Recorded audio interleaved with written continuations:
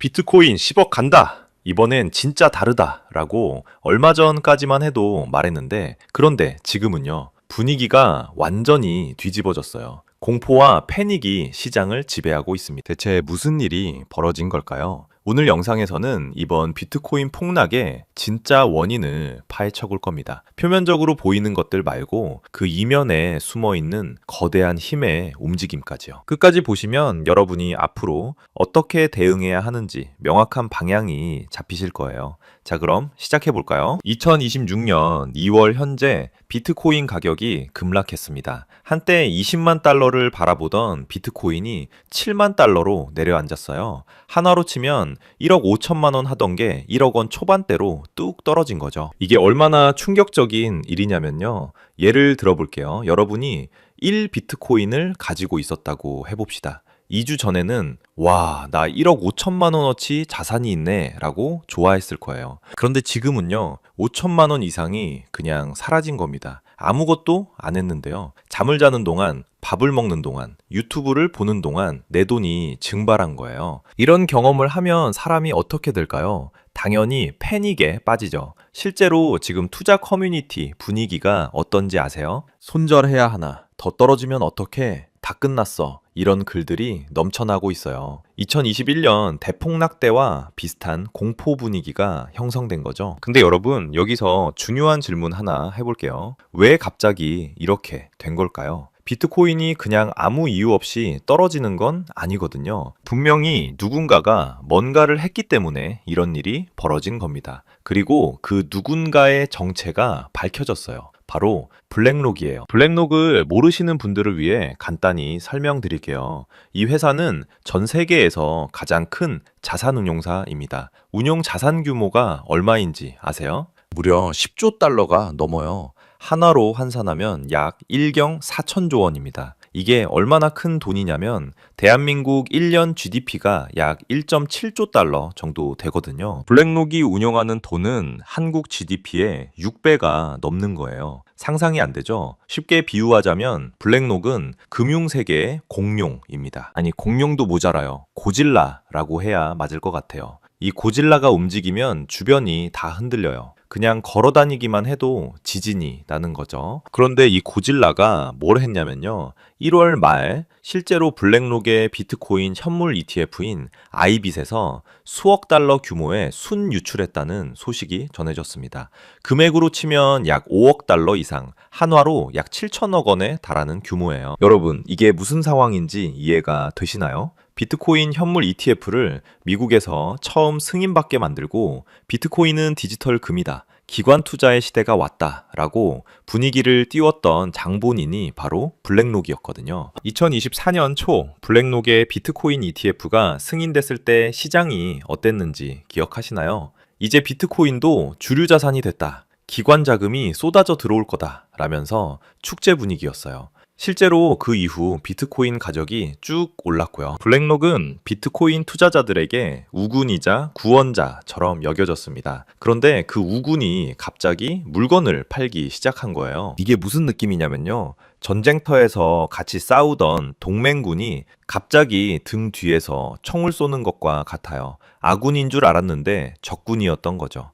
당연히 시장은 패닉에 빠졌습니다. 블랙록이 판다고? 뭔가 우리가 모르는 게 있는 거 아니야? 기관들도 빠지나 보다. 우리도 빨리 팔아야 해. 이런 심리가 퍼지면서 매도 물량이 쏟아져 나왔어요. 근데 여기서 끝이 아닙니다. 진짜 지옥은 그 다음에 펼쳐졌어요. 블랙록의 매도는 시작에 불과했습니다. 진짜 무서운 건 그 다음에 벌어진 연쇄 청산이에요. 청산이라는 개념을 모르시는 분들도 있을 테니 쉽게 설명드릴게요. 코인 시장에는 레버리지 거래라는 게 있어요. 쉽게 말해서 돈을 빌려서 투자하는 거죠. 예를 들어 볼게요. 내가 100만 원밖에 없는데 10배 레버리지를 쓰면 1000만 원어치를 살 수 있어요. 가격이 10% 오르면 나는 100% 수익을 얻는 거죠. 100만 원이 200만 원이 되는 거예요. 완전 대박이잖아요. 근데 문제는 반대의 경우입니다. 가격이 10% 떨어지면 내 원금 100만 원이 전부 사라져요. 이걸 청산이라고 합니다. 거래소가 너 더 이상 버틸 돈이 없으니까 강제로 포지션 정리할게 라고 하면서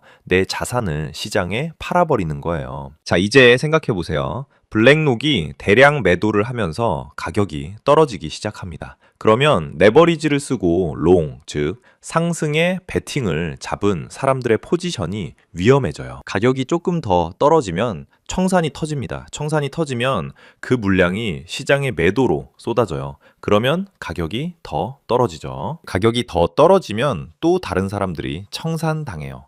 이게 바로 도미노 효과입니다. 도미노 알죠? 하나 넘어지면 그 다음 것도 넘어지고 그 다음 것도 넘어지고 결국 전부 다 쓰러지는 거예요. 이번에 2월 1일에 터진 청산 규모가 얼마인지 아세요? 단 24시간 동안 발생한 총 청산액이 약 25억 6천만 달러, 한화 약 3조 5천억 원에 달합니다. 3조 5천억 원어치의 매물이 한꺼번에 쏟아졌다고 생각해 보세요. 가격이 안 떨어질 수가 없죠. 이런 현상을 전문 용어로 롱 스퀴즈라고 합니다. 쉽게 설명하자면요, 레몬을 짜는 것과 같아요. 레몬을 손으로 꽉 쥐면 즙이 쫙 나오잖아요. 시장이 하락하면서 롱 포지션을 잡은 투자자들을 꽉 쥐어 짜니까 그들의 자산이 강제로 시장에 쏟아지는 거예요. 그리고 이 쏟아진 물량이 가격을 더 떨어뜨리고 또 다른 사람들을 쥐어 짜고 악순환의 연속이죠. 이게 바로 며칠 사이에 비트코인이 급락한 메커니즘입니다.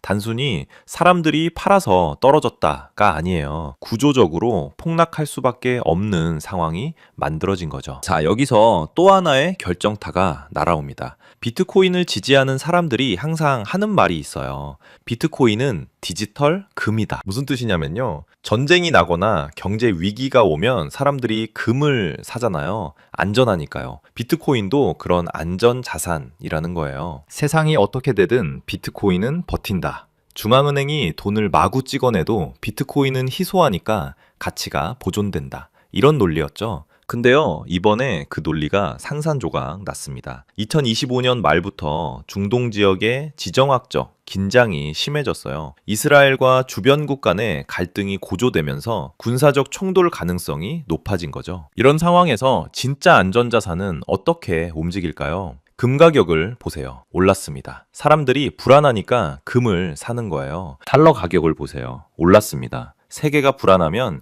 기축통화인 달러로 도망가거든요. 그럼 비트코인은요? 폭락했습니다. 안전자산이면 같이 올라야 하는 거 아닌가요? 근데 정반대로 움직인 거예요. 이게 무슨 뜻일까요? 시장은 비트코인을 안전자산으로 보지 않는다는 겁니다. 실제로 비트코인 가격 움직임을 보면 나스닥 지수와 거의 비슷하게 움직여요. 나스닥이 오르면 비트코인도 오르고 나스닥이 떨어지면 비트코인도 떨어져요. 이게 뭘 의미하냐면요, 시장은 비트코인을 테슬라 주식이나 엔비디아 주식처럼 본다는 거예요. 위험자산, 즉 경기가 좋을 때 사고 불안할 때 파는 자산으로 취급하는 거죠. 비유를 해볼게요. 여러분이 배를 타고 바다 한가운데 있는데 폭풍이 온다고 해봅시다. 구명조끼를 입어야 하잖아요. 근데 비트코인이라는 구명조끼가 실제로는 납덩이였던 거예요. 이거 입으면 안전해 라고 해서 입었더니 폭풍이 오니까 오히려 몸이 가라앉는 거죠. 이번 폭락으로 디지털 금이라는 내러티브는 크게 흔들렸습니다. 물론 장기적으로는 다시 그 지위를 획득할 수도 있어요. 하지만 적어도 지금 이 순간 시장은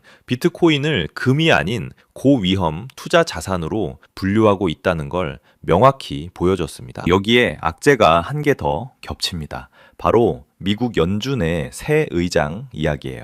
연준을 모르시는 분들을 위해 설명드릴게요. 연준은 미국의 중앙은행이에요. 쉽게 말해서 돈을 찍어내고 금리를 결정하는 곳이죠. 그리고 미국 경제는 전 세계에 영향을 미치기 때문에 연준의 결정은 지구상 모든 금융시장에 영향을 줍니다. 그런데 최근 아주 중요한 뉴스가 있었어요. 트럼프 대통령이 차기 연준 의장 후보로 케빈 워시를 지명했다는 소식입니다. 케빈 워시가 누구냐고요? 이 사람 이력이 좀 특이해요. 그는 2006년부터 2011년까지 연준 이사를 지낸 인물이에요. 2008년 금융위기 때 연준에 있었던 사람이죠. 그리고 그때 그의 별명이 뭐였냐면요. 매파 중에 매파였습니다. 매파가 뭐냐고요? 쉽게 설명드릴게요. 연준에는 크게 두 부류가 있어요. 매파는 금리를 높게 유지하려는 사람들이에요. 매가 날카롭잖아요. 인플레이션을 잡기 위해 시장의 돈줄을 조이겠다는 강경한 태도를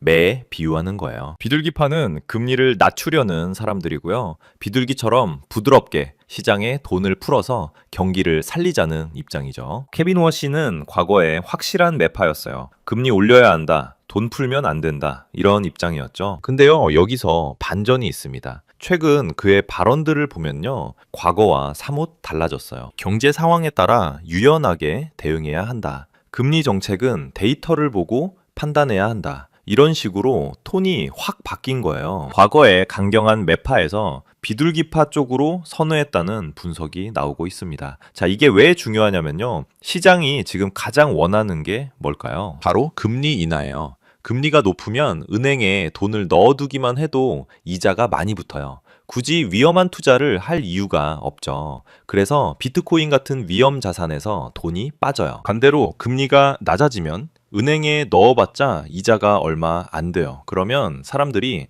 에이 차라리 투자해서 더 벌어야지 라면서 주식이나 코인에 돈을 넣기 시작하죠. 만약 케빈 워시가 정말 비둘기파로 돌아섰다면, 그리고 그가 연준 의장이 된다면 금리 인하 기대감이 다시 살아날 수 있어요. 그러면 비트코인에는 호재가 될 수 있죠. 근데요, 문제는 이게 아직 확실하지 않다는 거예요. 일단 케빈 워시가 지명됐을 뿐 아직 취임한 게 아니에요. 상원 인준 절차도 남아있고요. 그리고 더 중요한 건 그가 정말 비둘기파로 완전히 돌아섰는지 확신할 수 없다는 거예요. 정치인들 있잖아요. 선거 때는 이 말 하다가 당선되면 딴소리 하는 경우 많죠. 연준 의장도 비슷해요. 후보 시절 발언과 실제 정책이 다를 수 있거든요. 특히 케빈 워시는 트럼프 대통령이 지명한 인물이에요. 트럼프는 뭘 원하냐면요. 금리를 낮춰서 경기를 부양하고 싶어 해요. 그래서 비둘기파 성향의 의장을 원하는 거죠. 근데 연준 의장이 되면 대통령 눈치만 볼 수는 없어요.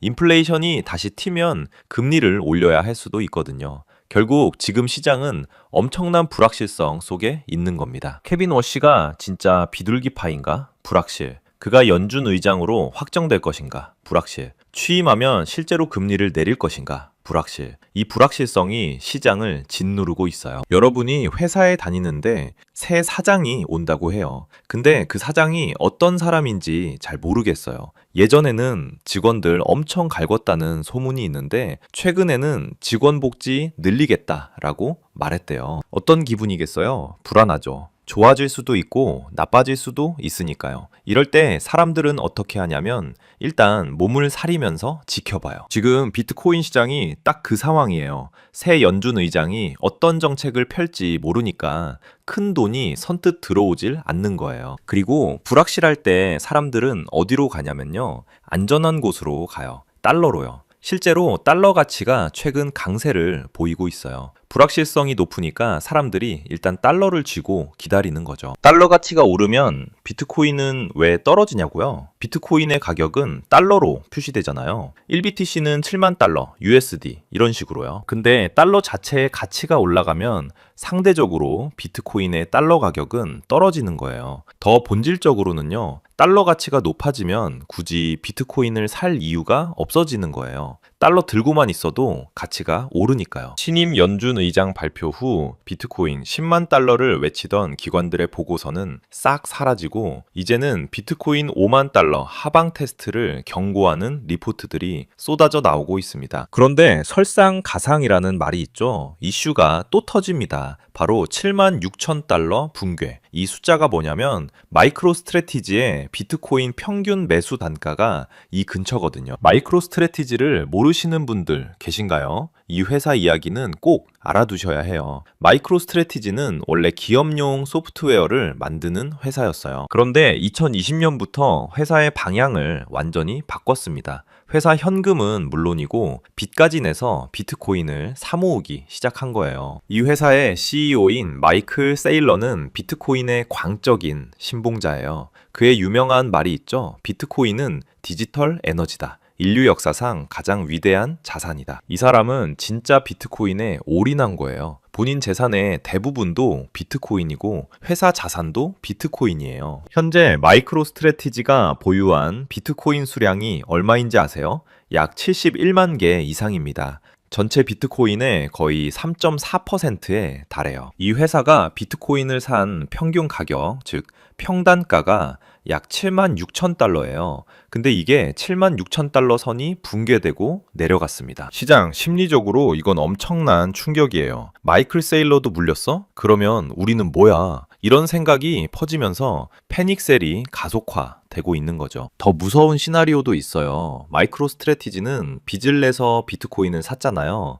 만약 비트코인 가격이 계속 떨어지면 어떻게 될까요? 채권자들이 우리 돈 갚아라고 할 수 있어요. 그러면 마이크로 스트래티지가 비트코인을 팔아야 해요. 71만 개가 넘는 비트코인이 시장에 쏟아지면요. 상상만 해도 끔찍하죠. 물론 이건 최악의 시나리오이고 당장 그렇게 될 가능성은 낮아요. 하지만 시장은 항상 최악의 경우를 먼저 걱정하거든요. 자, 여기서 재밌는 관계 하나 살펴볼게요. 아까 블랙록 이야기했죠? 그리고 방금 마이크로 스트래티지 이야기했고요. 이 두 거대한 플레이어 사이에 묘한 관계가 있습니다. 블랙록은 마이크로 스트래티지의 주요 주주 중 하나예요. 무슨 말이냐면요. 블랙록이 마이크로 스트래티지 주식을 상당량 갖고 있다는 거예요. 그러니까 어떻게 보면 둘은 한편이에요. 같은 배를 탄 거죠. 근데요, 동시에 이 둘은 강력한 경쟁자이기도 합니다. 생각해 보세요. 예전에 개인 투자자가 비트코인에 투자하고 싶으면 어떻게 했을까요?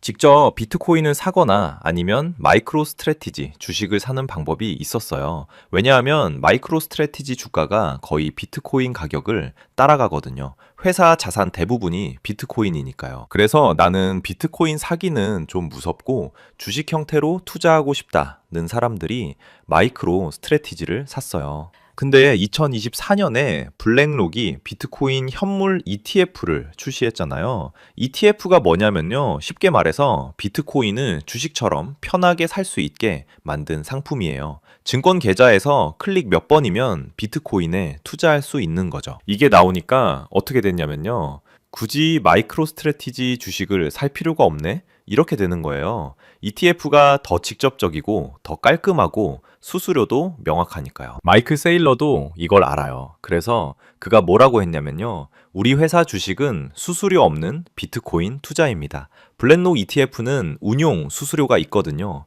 매년 일정 비율을 떼가는 거예요. 근데 마이크로 스트래티지 주식을 사면 그런 수수료가 없다는 논리인 거죠. 사실 좀 억지스러운 면이 있긴 해요. 마이크로 스트래티지도 회사 운영비가 들어가니까요. 하지만 어쨌든 세일러는 이렇게 블랙록을 견제하고 있습니다. 이 두 공룡의 싸움이 왜 중요하냐면요. 둘 다 엄청난 양의 비트코인을 갖고 있거나 영향력을 행사할 수 있어요. 이들이 협력하면 시장이 안정되고 갈등하면 시장이 흔들리죠. 지금 상황은 약간 갈등 모드인 것 같아요. 블랙록이 비트코인을 파는 건 어떻게 보면 마이크로 스트래티지에 타격을 주는 행위거든요. 비트코인 가격이 떨어지면 마이크로 스트래티지의 가치도 떨어지니까요. 물론 블랙록이 의도적으로 마이크로 스트래티지를 공격하려고 판 건 아닐 거예요. 그들 나름의 투자 판단이 있었겠죠. 하지만 어쨌든 결과적으로 이 두 거물의 긴장 관계가 시장의 변동성을 키우고 있다는 건 분명합니다. 자, 여기서 우리는 한 발짝 뒤로 물러나서 더 큰 그림을 봐야 합니다.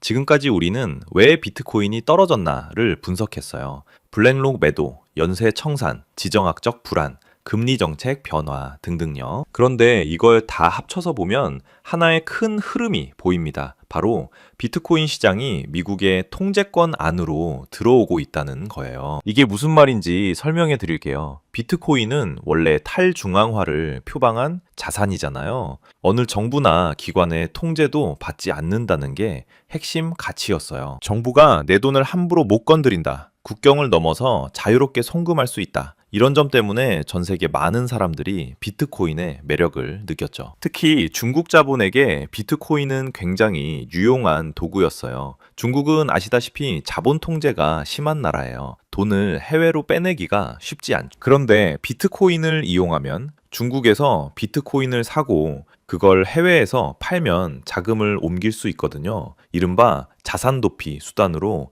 비트코인이 활용됐던 거예요. 근데 지금 상황을 보세요. 비트코인 시장에서 가장 큰 영향력을 가진 플레이어가 누구예요? 블랙록이요. 미국 회사죠. 비트코인 현물 ETF는 어디서 승인됐나요? 비트코인을 가장 많이 보유한 상장 기업은요, 마이크로 스트래티지요. 역시 미국 회사죠. 거기에 트럼프 대통령은 뭐라고 했냐면요, 미국을 암호화폐의 수도로 만들겠다 이러면서 친코인 정책을 펴고 있어요. 이 모든 걸 종합하면요, 비트코인 시장이 점점 미국 중심으로 재편되고 있다는 걸 알 수 있어요. 그럼 이게 중국에는 어떤 영향을 미칠까요? 블랙록 같은 미국 거대 자본이 시장을 흔들면서 주도권을 잡으면요, 비트코인의 가격 변동성이 커져요. 그러면 자산 도피 수단으로 쓰기가 어려워지죠. 값이 널뛰기 하는 자산에 돈을 묻어두기엔 너무 위험하니까요. 게다가 미국이 코인 시장을 제도권 안으로 끌어들이면서 규제도 강화되고 있어요. 누가 얼마를 어디서 샀는지 다 추적이 되기 시작하는 거죠. 이게 바로 제가 말씀드리는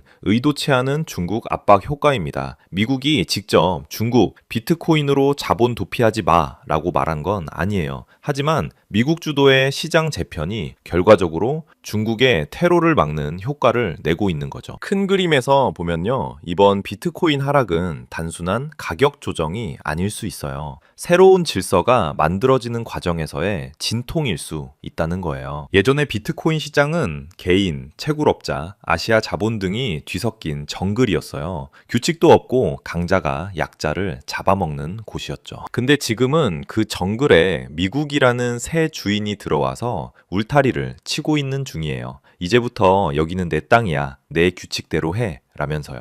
이 과정에서 기존 플레이어들이 흔들리고 가격이 출렁이는 건 어쩔 수 없는 거예요. 자, 오늘 내용 정리해 볼게요. 비트코인이 급락한 이유. 첫 번째, 블랙록의 대규모 매도로 시장 심리가 무너졌어요. 두 번째, 레버리지 청산이 연쇄적으로 터지면서 하락을 가속화했고요. 세 번째, 지정학적 불안에서 비트코인은 안전자산이 아닌 위험자산으로 취급받았어요. 다섯 번째, 마이크로 스트래티지 평단가가 심리적 지지선으로 작용하면서 공포가 가중됐습니다. 그리고 더 큰 그림에서 보면요, 이건 단순한 조정이 아니라 미국 중심의 코인 시장 재편 과정일 수 있어요. 새로운 질서가 만들어지는 중이고 그 과정에서의 진통이 지금 우리가 보는 폭락인 거죠. 우리의 대응 전략은 첫 번째, 섣부른 물타기 금지, 7만 달러 초반 지지 여부를 먼저 확인하세요. 두 번째, 현금 비중 유지, 좋은 기회를 잡으려면 총알이 있어야 해요. 세 번째, 관망도 전략, 판이 정리될 때까지 기다려도 늦지 않아요. 마지막으로 이 말씀 드리고 싶어요. 시장은 죽지 않습니다. 2014년 마운트곡스 해킹, 2017년 ICO 버블 붕괴, 2020년 코로나 폭락, 2022년 테라루나 사태와 FTX 파산. 비트코인은 수많은 위기를 겪었지만 그때마다 다시 일어났어요. 이번에도 마찬가지일 거예요. 다만 달라진 게 있어요. 예전에는 개인과 개인, 채굴업자들의 놀이터였다면요, 이제는 블랙록, 피델리티 같은 월스트리트 거물들이 판을 장악하고 있어요. 시장의 주인이 바뀌고 있는 중입니다. 이게 좋은 건지 나쁜 건지는 판단하기 어려워요. 제도권 편입은 대중화와 안정성을 가져올 수도 있지만 동시에 탈중앙화라는 비트코인의 본래 정신이 희석될 수도 있으니까요. 어쨌든 우리 개인 투자자들이 할 수 있는 건요, 이 변화를 인정하고 적응하는 것입니다. 새로운 규칙을 이해하고 새로운 판에 맞는 전략을 세우는 거예요. 흥분하지 마세요. 공포에 휩쓸리지 마세요. 냉정하게 지켜보고 준비하고 때가 되면 움직이는 거예요. 그게 이 변동성 큰 시장에서 살아남는 유일한 방법입니다. 오늘 영상은 여기까지예요. 도움이 되셨다면 보통의 경제학 좋아요, 구독 부탁드리고요. 궁금한 점이나 하고 싶은 말씀 있으시면 댓글로 남겨주세요. 다음에 또 유익한 내용으로 찾아올게요. 감사합니다.